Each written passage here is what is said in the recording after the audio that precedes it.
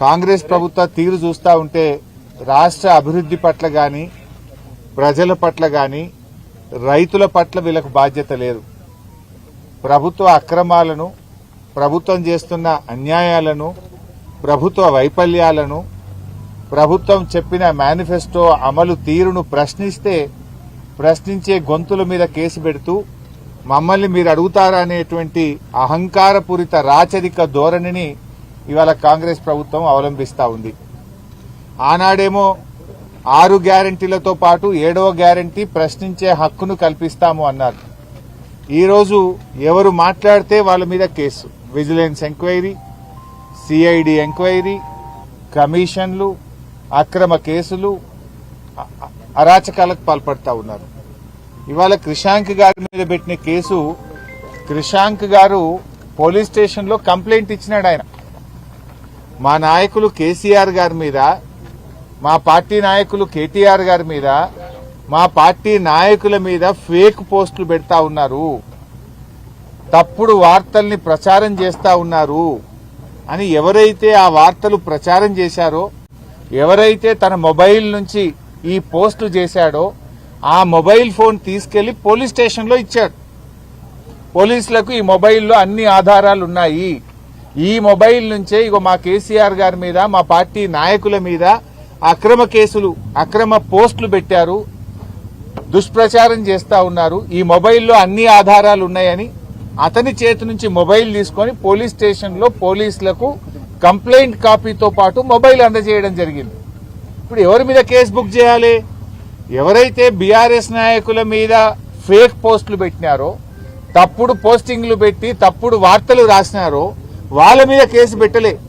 Complaint ఇచ్చిన క్రిషాంక్ మీద, క్రిషాంక్తో ఉండే కార్యకర్తల మీద కేసులు పెట్టి వాళ్ళని ఎలా జైల్లో నిర్బంధించారు. పోలీస్ స్టేషన్లో కంప్లైంట్ ఫిర్యాదు చేయడానికి వెళ్లిన వాళ్ళ మీదనే కేసు పెట్టి జైల్లో పెడుతుంది ఈ కాంగ్రెస్ ప్రభుత్వం. వాళ్ళకేం చేసిండ్రు? నోటీస్ ఇచ్చి ఇంటికి పంపించారు. ఎవడైతే ఫేక్ పోస్టులు పెట్టిండో, ఎవడైతే బీఆర్ఎస్ నాయకుల మీద, తెలంగాణ తొలి ముఖ్యమంత్రి, తెలంగాణ సాధకులు కేసీఆర్ గారి మీద కేసు పెడితే, తప్పుడు పోస్టులు పెడితే వాళ్ళకి నోటీస్ ఇచ్చి పంపుతారు. మా పార్టీ నాయకుడి మీద, మాజీ ముఖ్యమంత్రి మీద దొంగ పోస్టులు పెట్టిండ్రు, తప్పుడు ప్రచారం చేస్తున్నారని కంప్లైంట్ ఇచ్చిన వాళ్ళనేమో జైల్లో పెడుతున్నారు. ఇది ఎక్కడి పాలన అని అడుగుతా ఉన్నా. ఇది ప్రజాస్వామ్యమా అని నేను అడుగుతా ఉన్నా రేవంత్ రెడ్డిని. నువ్వే హోంమంత్రివి, నువ్వే ముఖ్యమంత్రివి, ఇది ఏం పద్ధతి అని అడుగుతా ఉన్నా.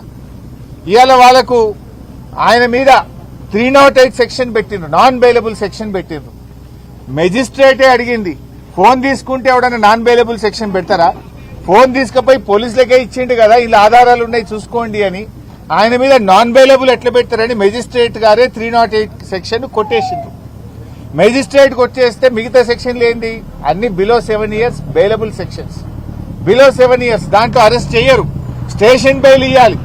బిలో 7 years ఉంటే ఈయన మీద 22 కేసులు ఉన్నాయి, ఈయన హ్యాబిచువల్ అఫెండరు, ఇతన్ని జైలుకు పంపాల్సిందే అని చెప్పి తప్పుడు కేసులు అన్ని కూడా చూపించి ఇవాళ క్రిషాంక్ గారిని జైల్లో పెట్టడం జరిగింది.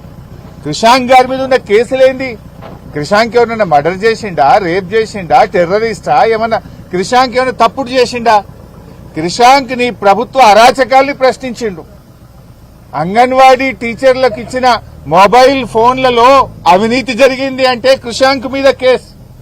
10వ తరగతి పరీక్ష పత్రాలు లీక్ అయినాయి అని ప్రశ్నిస్తే క్రిషాంక్ మీద కేసు.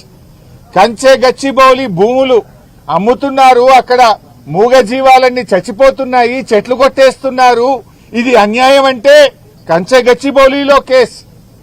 సోమ్ డిస్టిలరీ అనేది బ్యాన్ చేసిండ్రు, సోమ్ డిస్టిలరీ మందు దాగి చాలా మంది చనిపోయిండ్రు, ఆ సోమ్ డిస్టిలరీని తెలంగాణలో ఎట్లా తెస్తారు అని అడిగితే క్రిషాంక్ మీద కేసు. అదేవిధంగా మిస్ వరల్డ్ పోటీల్లో మిస్ ఇంగ్లాండ్ పట్ల కాంగ్రెస్ నాయకులు దుర్మార్గంగా వ్యవహరించారు, మన దేశ పరువు పోయింది, రాష్ట్ర పరువు పోయింది, దాని మీద విచారణ జరపాలి అంటే విచారణ జరపరు గాని ప్రశ్నించినందుకు క్రిషాంక్ మీద కేసు. అదేవిధంగా ఒక ఆయన అనుముల మహానందరెడ్డి ఒక కేసులో ఇన్వాల్వ్ అయినాడు, ఆ కేసులో అందరిని అరెస్ట్ చేసిండ్రు. అనుముల మహానందరెడ్డిని ఎందుకు అరెస్ట్ చేయరు? ఆయన ఇంటి పేరు అనుముల ఉన్నందుకే ఆయన విడిచిపెడతారా? ఆయనను ఎందుకు అరెస్టు చేయరు అని అడిగితే పిసిసి అధ్యక్షుడు మహేష్ కుమార్ గౌడే పోలీస్ స్టేషన్లో కేసు ఇస్తాడు, కృషాంక్ మీద కేసు పెడతారు. అంటే అడగడమే నేరమా? ప్రశ్నించే హక్కు భారత రాజ్యాంగం ఈ పౌరులకు ఇవ్వలేదా? ఇట్లా ఉస్మానియా యూనివర్సిటీలో ఫేక్ సర్క్యులర్ ను రేవంత్ రెడ్డి ఆయన పోస్ట్ చేస్తే ఇది ఫేక్ సర్క్యులర్ అని ప్రశ్నిస్తే కృషాంక్ మీద కేసు. ఇట్లా కృషాంక్ మీద పెట్టిన కేసులేంటి? ఈ దేశ పరువు పోయింది. మిస్ వరల్డ్, మిస్ ఇంగ్లాండ్ పట్ల మీరు అవమానపరిచే విధంగా చేసిండ్రు. 10వ తరగతి పరీక్ష పత్రాలు లీక్ అయినాయి. గచ్చిబౌలి భూములు అమ్ముతున్నారు, చెట్లు కొడుతున్నారు. సోమ్ డిస్టిలరీ అనే మందు దాగి చాలా మంది చనిపోయిండ్రు. ఇది మన రాష్ట్రంలో తేవద్దు. ఇట్లాంటి విషయాలు మాట్లాడినందుకు ఇవాళ అరెస్ట్ చేసి జైల్లో పెడుతుండ్రు. అంటే ఇది ఎక్కడి ప్రభుత్వం అని అడుగుతా ఉన్నాను. రేవంత్ రెడ్డి నీ అరాచకాలకు ప్రజలు గమనిస్తా ఉన్నారు. తప్పకుండా తగిన విధంగా బుద్ధి చెప్తారు. ఇట్లా ఎన్ని కేసులు? మెదక్లో మా పార్టీ నాయకుల మీద కేసులు, సంగారెడ్డిలో మా నాయకుల మీద కేసులు, రాష్ట్ర వ్యాప్తంగా లగచర్లలో చూశాం. మా గిరిజన బిడ్డల మీద ఏ రకంగా అక్రమ కేసులు పెట్టారో చూశాం. కేసులతో గొంతు నొక్కలేవు. కేసులతో నువ్వు మళ్లీ గెలుస్తా అనుకుంటే అది మూర్ఖత్వం. హిట్లర్ను మించిపోయింది నీ మూర్ఖత్వం. నువ్వు ఆ జూబ్లీహిల్స్ ప్యాలెస్ లో కూర్చొని నువ్వేదో రాజు అనుకుంటున్నావు. నేనే రాజు, నేనే మంత్రి, నీకు నువ్వే చెప్పుకుంటున్నావు.